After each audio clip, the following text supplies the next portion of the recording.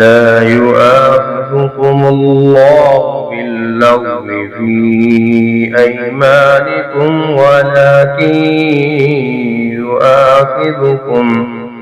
ولكن يؤاخذكم بما كسبت قلوبكم والله غفور حليم. للذين يؤلون من نسائهم تربص 4 أشهر فإن فاءوا فإن الله غفور رحيم. وإن عزموا الطلاق فإن الله سميع عليم. والمطلقات يتربصن بأنفسهن 3 قروء ولا يحل لهن أن يكتمن ما خلق الله في أرحامهن إن كن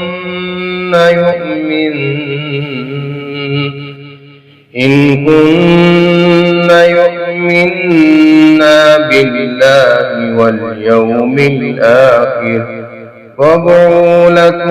وبعولتهن أحق بردهن في ذلك إن أرادوا إصلاحا ولهن مثل الذي عليهن بالمعروف وللرجال عليهن درجة والله عزيز حكيم।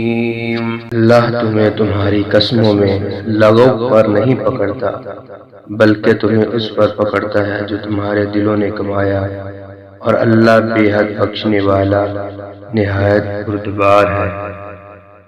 इन लोगों के लिए जो अपनी औरतों से कसम खा लेते हैं 4 महीने इंतजार करना है, फिर अगर वो रुजू कर लें तो बेशक अल्लाह बेहद बख्शने वाला निहायत रहने वाला है। और अगर तलाक का पुख्ता इरादा कर लें तो बेशक अल्लाह सब कुछ सुनने वाला सब कुछ जानने वाला है। और वो औरतें जिन्हें तलाक दी गई है अपने आप को 3 हैज़ तक इंतजार में रखें और उनके लिए हलाल नहीं कि वो चीज़ छुपाएं जो अल्लाह ने उनके रहमों में पैदा की है, अगर वो अल्लाह और यौम आखिरत पर ईमान रखती हैं और उनके खामद इस मुद्दत में उन्हें वापस लेने के ज़्यादा हकदार है। अगर वो मामला दुरुस्त करने का इरादा रखते हो और मरूफ के मुताबिक उन औरतों के लिए इसी तरह हक है जैसे उनके ऊपर हक है और मर्दों का उन पर एक दर्जा हासिल है। अल्लाह सब पर गालिब कमाल हिकमत वाला है।